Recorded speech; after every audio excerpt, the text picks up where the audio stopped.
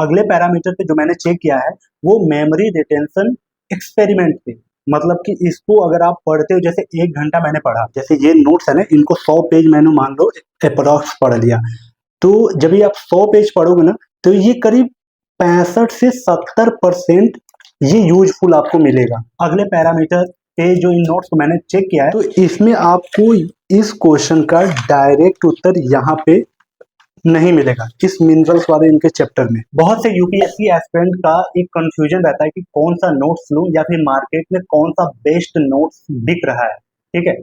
और डिमांड में जो रह रहा सबसे ज्यादा नोट्स वो है विजन आईएएस का नोट्स। ऊपर से ये अभी लेटेस्ट उनके नोट्स अपडेट हुए हैं, उनके जो 2024 और 2025 के वैल्यू एडेड मटेरियल है उनको इसमें ऐड किया गया, अब तक के सबसे लेटेस्ट नोट्स हैं, ठीक है।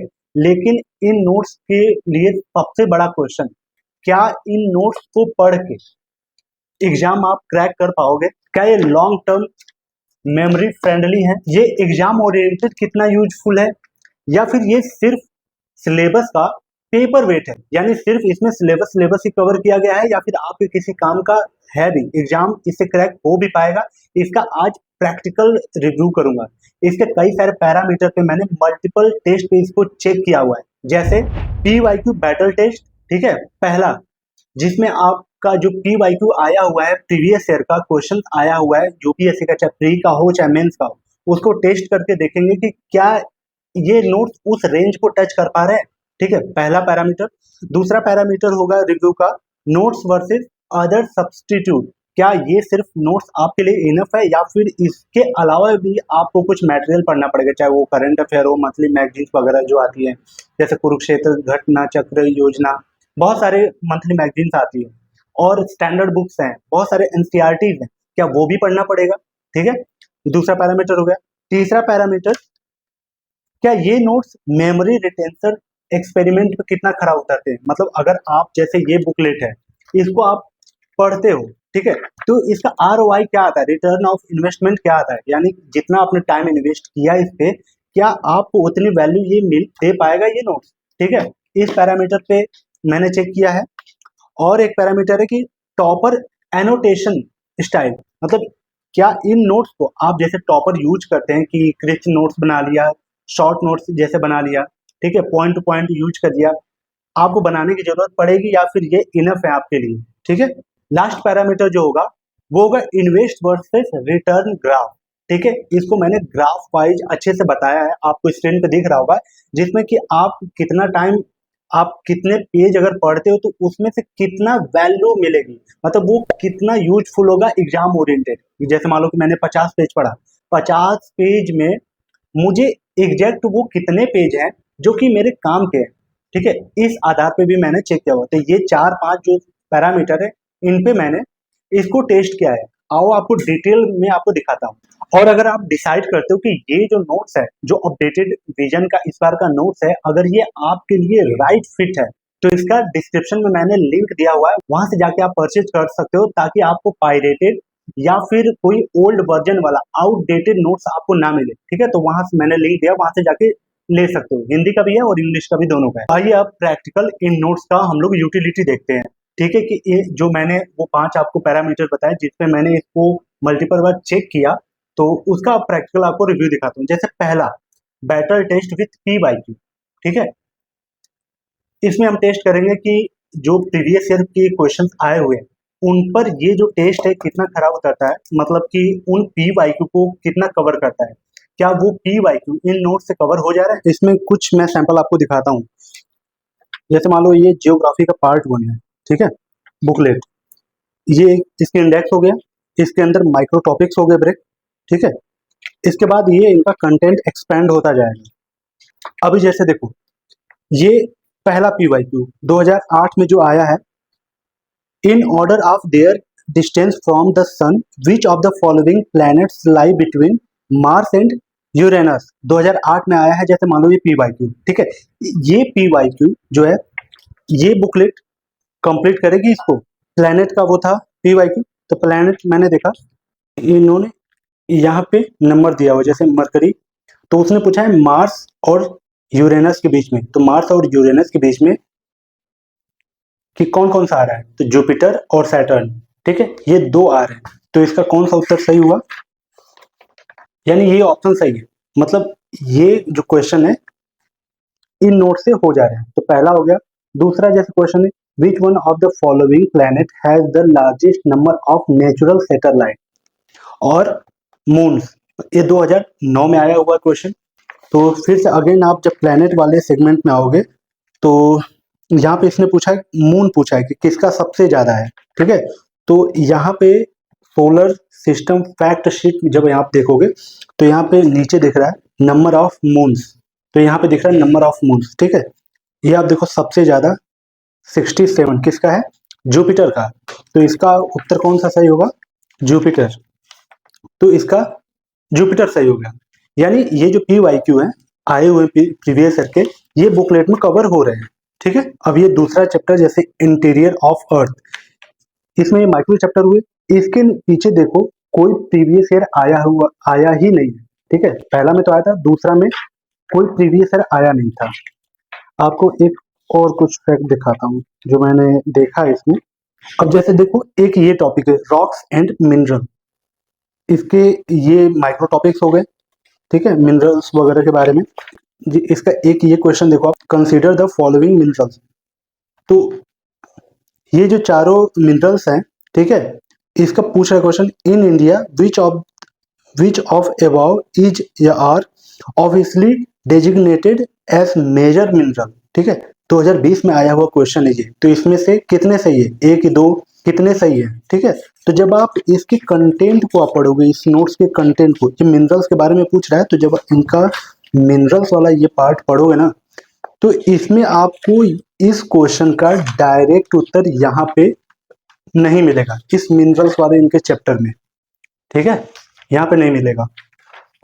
अगला टॉपिक इसका लास्ट देखो पहले बुकलेट का, कि land forms and their evolution, ठीक है। इतना बड़ा ये चैप्टर है, इतना बड़ा चैप्टर है, ठीक है, लेकिन इसमें जो पी वाई क्यू आया है, प्रीलिम्स पे तो आया नहीं है, एक आया है मेंस का पी वाई क्यू, सिर्फ एक, इतना पढ़ने पे एक आपका मेंस का पी वाई क्यू आया है, ठीक है, सिर्फ एक क्वेश्चन। तीसरा बुकलेट जो ज्योग्राफी का पार्ट 3 है, इसका हम सबसे बड़ा टॉपिक जो कि हमेशा आता है, इंडियन एग्रीकल्चर। प्रीलिम्स में इसके कितने क्वेश्चन आए हैं, मेंस में इसके 7 क्वेश्चन आए हुए हैं, प्री में देखो आप यहाँ से कितने क्वेश्चन आए हैं इसके, इतने सारे क्वेश्चन ये प्री के आया हुआ है, ठीक है, इतना प्री का क्वेश्चन आया हुआ है। अब इसके पी वाई क्यू को देखते हैं कि क्या ये जो पी वाई क्यू है ना, इस कंटेंट से कवर हो जाएगा। जैसे इनका पहला पी वाई क्यू देखो आप, जैसे do you agree that there is a growing trend of opening new sugar mill in the southern state of India, discuss with justification, ठीक है। ये 2013 में ये क्वेश्चन आया हुआ है, क्या ये नोट्स इसको कवर करता है। जब आप इनके कंटेंट को पढ़ोगे तो यहाँ पे एक शुगर केन का एक टॉपिक है, ठीक है, शुगर केन, इसमें सिर्फ इन्होंने यहाँ तक ही सिर्फ दिया हुआ है। क्या ये इतना इनफ है उस क्वेश्चन के लिए जो पीवाईक्यू आया है। एक तो यहाँ पे है इतना सिर्फ दिया हुआ, और उसके बाद ये जो टेबल में आप देख रहे हो, ये टेबल बनाया हुआ क्रॉप्स का, ठीक है, इसमें शुगर केन यहाँ पे भी है, देखो आप शुगर केन का एक छोटा सा टॉपिक यहाँ पे दिया हुआ है। तो मुझे तो नहीं लगता कि सिर्फ ये सेगमेंट और ये उसके लिए इनफ आंसर होगा उस क्वेश्चन के लिए, ठीक है। तो इस बैटल में निष्कर्ष क्या है, इस पी वाई क्यू बैटल में इस नोट्स का बताता हूं आपको। तो आपने देखा कि battle with P Y Q पे ये जो नोट्स थे, ये इसमें कुछ टॉपिक्स में आपने देखा होगा पी वाई क्यू जो प्री के थे उनके लिए बेस्ट थे, और कुछ मेंस के लिए बेस्ट थे। अगर ओवरऑल मैं P Y Q battle experiment पे इस नोट्स को रेटिंग दूं तो वो है करीब आपका 70 से 80%, मतलब 70 से 80% ये जो battle test with P Y Q experiment पे ये जो नोट्स है वो खरा उतरता है, ठीक है। तो आपका 70 से 80% जो पी वाई क्यू है ना, इन नोट से अच्छा खासा कवर हो जाएगा, तो ये बेस आपका बहुत क्लियर कर देगा, ठीक है। अब अपने दूसरे पैरामीटर पे इन नोट्स को टेस्ट करते हैं। दूसरा पैरामीटर आपका नोट्स वर्सेस अदर सब्सटीट्यूट, ठीक है। यानी ये जो नोट्स हैं इनको पढ़ के क्या आपका एग्जाम क्रैक हो जाएगा, ये इनफ है आपके लिए, या फिर अदर जो सब्सटीट्यूट के लिए जैसे सप्लीमेंट्स वगैरह आपको यूज करना पड़ेगा, जैसे आपका एनसीईआरटी हुआ, स्टैंडर्ड बुक्स हुए, ठीक है, या फिर मंथली मैगजीन्स वगैरह हुआ तो क्या यूज करना पड़ेगा? तो उसका जवाब है, क्योंकि जब मैंने इसको 4-5 दिन अच्छे से इस पे एनालिसिस किया, इसको रिव्यू किया, तो कुछ इस कंक्लूजन पे मैं निकला कि आपके लिए ये तो बहुत इनफ है, क्योंकि ये जो नोट्स हैं इसको जिस टीम ने बनाया है वो काफी एक्सपीरियंस टीम होती है, ठीक है, जो कि एनसीईआरटी, पीवाईक्यू और साथ ही जो स्टैंडर्ड बुक होती है उन सबका निचोड़ इन नोट्स में देती है। लेकिन मैंने जो चेक किया, मैंने जो एनालिसिस किया, उसका रिजल्ट ये आ रहा है कि ये 80% तक, ठीक है, 80% तक सिर्फ आपका बेस स्ट्रॉन्ग करेगा, ठीक है। कोई भी स्टडी मटेरियल लो किसी भी कोचिंग का, आप करंट अफेयर के लिए उतना उस पर भरोसा नहीं कर सकते, तो पैरेलल आप करंट अफेयर का अपना न्यूज़पेपर या फिर मंथली मैगजीन कवर करते चलना, ताकि आपको वो कुछ कंटेंट गैप होना तो वहाँ पे डायरेक्ट फुलफिल हो जाए, और ये जो कंटेंट होगा आपके प्री में काफी काम आएगा, ठीक है। तो ये 80% तक आपका पूरा कवर करेगा। इसके पैरेलल आपको करंट अफेयर के लिए आप अपने सोर्स को आइडेंटिफाई, अपने सोर्स को लेके चलना, चाहे मंथली मैगजीन हो या फिर आपका न्यूज़पेपर हो।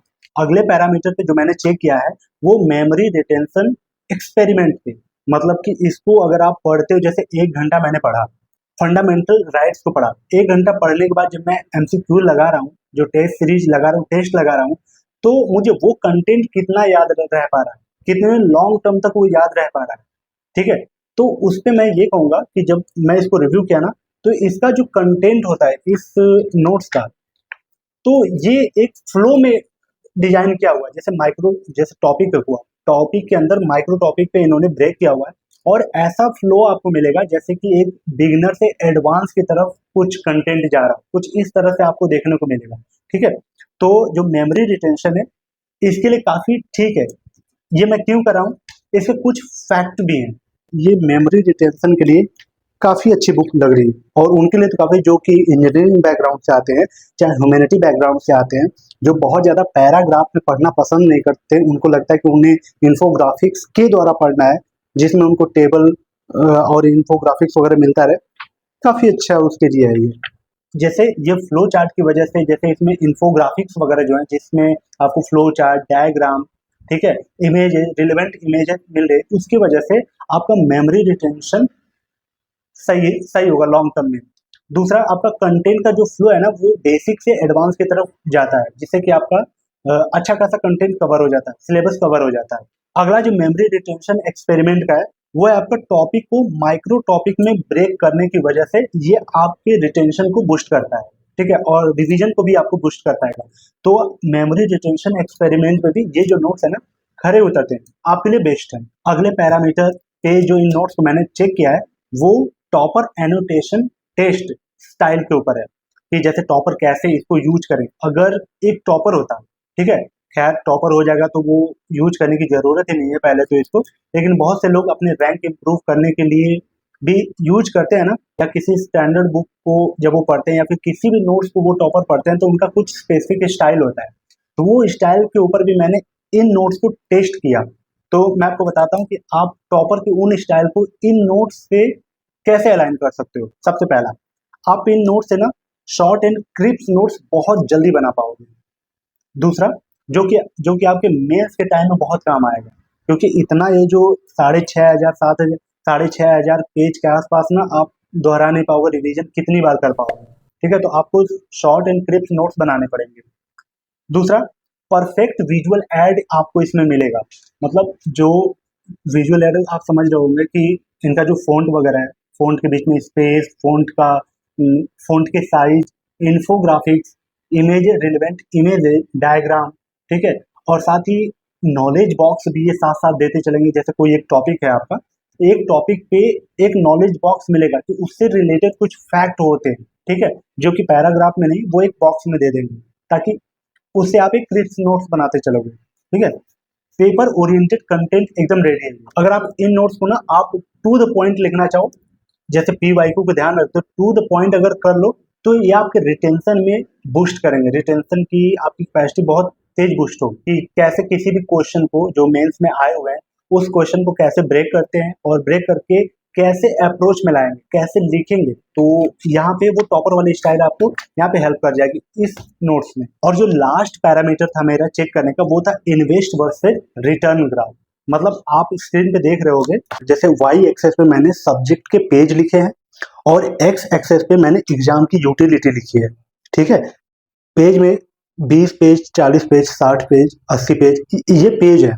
और ये एग्जाम की यूटिलिटी है, मतलब 20 पेज पे कितना परसेंटेज ये यूटिलाइज हो सकता है, ये जो नोट्स है। मतलब अब देखो समझाता हूँ। जैसे मैंने 100 पेज तक पढ़ा, ठीक है, 100 पेज को पढ़ने में, जैसे ये नोट्स है ना, इनको 100 पेज मैंने मान लो अप्रोक्स पढ़ लिया, तो जब ये आप 100 पेज पढ़ोगे ना, तो ये करीब 65 से 70% ये यूजफुल आपको मिलेगा। चाहे ये 65 से 70% ही आपको यूजफुल मिलेगा, चाहे आप किसी भी नोट्स को पढ़ो। किसी में थोड़ा सा कम ज़्यादा हो सकता है, लेकिन जो एवरेज मैंने निकाला, चाहे पॉलिटी का हो, जियोग्राफी, इकोनॉमिक्स का कुछ भी हो, तो जब 100 पेज पढ़ोगे ना, तो 65 से 70% ही आप इस नोट्स को यूटिलाइज कर पाओगे एग्जाम ओरिएंटेड। ठीक है, बाकी जो परसेंटेज है, जो 35-30% बच रहा है, क्या वो बेकार है? उसका जवाब ये है ना कि आप उन्हें बेकार नहीं कह सकते, वो सिलेबस में दिया है तो उनको कवर करना मैंडेटरी है। ठीक है, लेकिन उनको क्या जरूरत पड़ी, आपको पढ़ने की क्या उसको जरूरत है? देखो, अगर आपके पास टाइम है, ठीक है, टाइम अच्छा खासा, तो आप उसको स्किप ना करना, पढ़ना जरूर। क्योंकि जब आप उसे पढ़ोगे ना, तो जब आपके सामने कोई क्वेश्चन आएगा और उसके जब एक्सप्लेनेशन आप देखो, जब कोई आपका क्वेश्चन आएगा आपके सामने और उसका जब ऑप्शन आप देखोगे ना, तो एलिमिनेट करने में बहुत हेल्प आपको मिलेगी उन कंटेंट से। जो मैंने 65 से 70% बताया, वो तो डायरेक्ट यूटिलिटी है उनके एग्जाम में। लेकिन जो अदर कंटेंट बच रहा है इस नोट्स का, उसे जब आप पढ़ोगे, तो वो हेल्प करेगा आपका एलिमिनेशन मेथड में। ठीक है, वो एलिमिनेट करेगा ऑप्शन को, ताकि आप और क्लोज टू राइट आंसर के पहुंच पाओ। ठीक है, तो ये पैरामीटर, 4 पैरामीटर मैंने बताए, इन पे मैंने इसको डिटेल टेस्ट किया है। तो आप बेवजह अच्छे नोट्स की तलाश में मत भटकना। काफी अच्छे पैरामीटर पे मैंने इनको चेक किया, तो मुझे काफी अच्छा लगा। अब उसका जवाब देता हूँ, जो पहले इन नोट्स को ले चुके हैं वो क्या करेंगे। तो अगर आपने जो पिछले बुकलेट थे अगर वो ले लिया, तो भी आपको टेंशन लेने की जरूरत नहीं है। ठीक है, जो अपडेटेड वाले हैं आप उन्हें मंगा सकते हो। ठीक है, इसका लिंक मैं अलग से दे दूंगा, जो जो इस बार ऐड हुए हैं उन नोट्स में, और उनमें से जो ओवरलैप कर रहे थे उसको हटा के उसमें कुछ ऐड किए गए। तो वो ये है, आपको दिखा दूं थोड़ा सा क्विकली। सोशल जस्टिस एक, ज्योग्राफी का है ये, हिस्ट्री का एक बुकलेट है ये, सोसाइटी का है ये, मिडेवल एंड एंशिएंट का है, एक पॉलिटी की है, वैल्यू एडेड मटेरियल, गवर्नेंस की, इंटरनल सिक्योरिटी की, एक इकोनॉमी की, environment and disaster management, ethics में एक, और एथिक्स में एक और, दो एथिक्स में ऐड हुई है, सेक्शन ए और सेक्शन बी के लिए, एक केस स्टडी के लिए और एक थ्योरेटिकल के लिए। ऐसे में एक, और ये इकोनॉमिक के लिए दो हैं, एक है आपका यूनियन बजट और ये सर्वे। ठीक है, डिजास्टर मैनेजमेंट और केस स्टडी जो 80 थी उसको 125 किया हुआ है।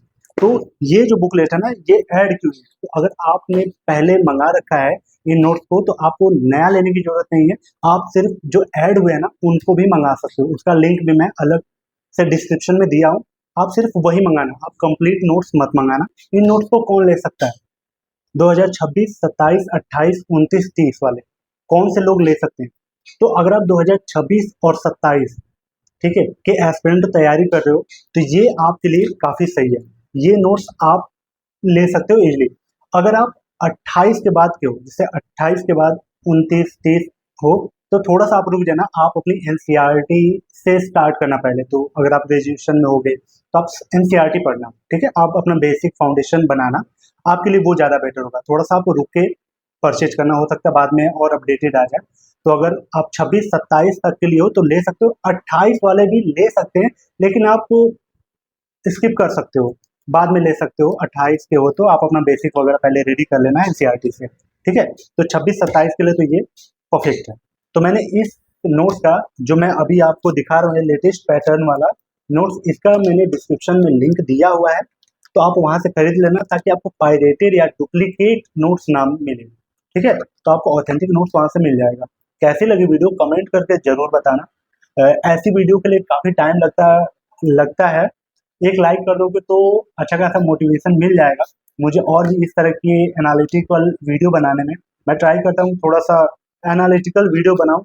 बहुत कम लोग ऐसी वीडियो पसंद करते हैं, पहले तो इतना डिटेल में जाके उनको चाहिए होता है कि हाँ बस पेपर क्वालिटी बता दिया और इंडेक्स वगैरह दिखा दिया, हो गया काम। लेकिन ठीक है, वो उनके लिए ठीक है जो नोट्स के बारे में जानते हैं, लेकिन बहुत से ऐसे एस्पिरेंट होते हैं जो कि अभी गांव से आए हैं, उनको यूपीएससी में आए हैं, उनको बहुत सारे नॉलेज नहीं होती थी, इसलिए मैंने इन पैरामीटर पे डिटेल्ड में इस वीडियो को बनाया है। ठीक है, तो कैसे लगी कमेंट करके जरूर बताना, एक कमेंट आपका काफी मोटिवेट करेगा। मैं आगे ऐसी डिटेल वीडियो इन एक्सपेरिमेंट पे, इस तरह के एक्सपेरिमेंट करके मैं आपको दिखाता रहूंगा। चलिए मिलते हैं किसी और ऐसी यूजफुल वीडियो में, तब तक के लिए thank you so much and bye.